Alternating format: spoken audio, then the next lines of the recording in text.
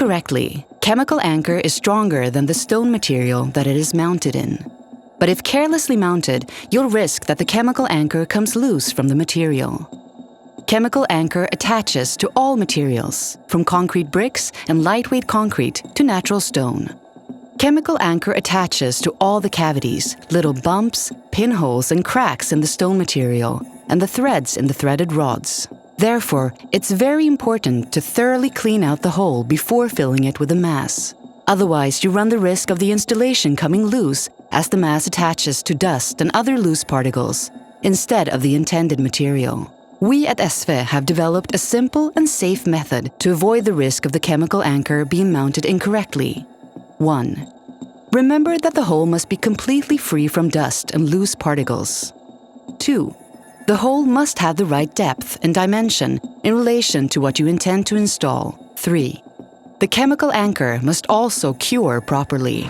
Start by drilling the holes you need. The ground rule for M8 through M16 is that the hole needs to be 2 millimeters wider than the threaded rod. Remember that both a too wide or too small a hole will have a bad impact on the strength of the anchor.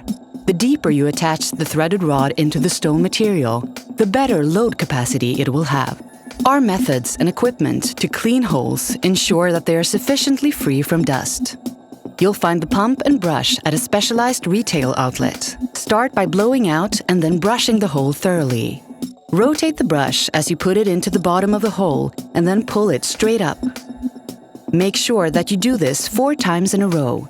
Then place the pump nozzle in the bottom of the hole and blow the dust out. You should also repeat this step 4 times. Repeat these 2 steps alternately until you've blown out the hole 3 times and brushed it twice.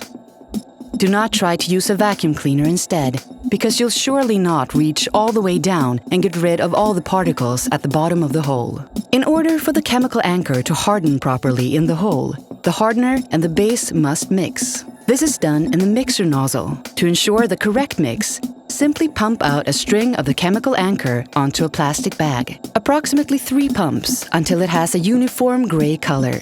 Keep in mind that the mass in the mixing nozzle will harden quickly if it's not used. A good idea is to buy more nozzles or prepare all of your holes before using the anchor mass. The chemical anchor should be filled from the bottom up to make sure that the hole fills properly. Push and rotate the threaded rod down and align at once. Chemical anchor can take less than a minute before it starts to harden.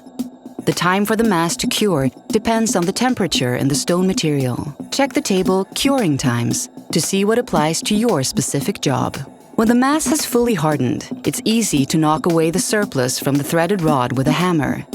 If you're going to drill and attach in hollow prick, use a perforated sleeve so that the chemical anchor will harden and fill out properly.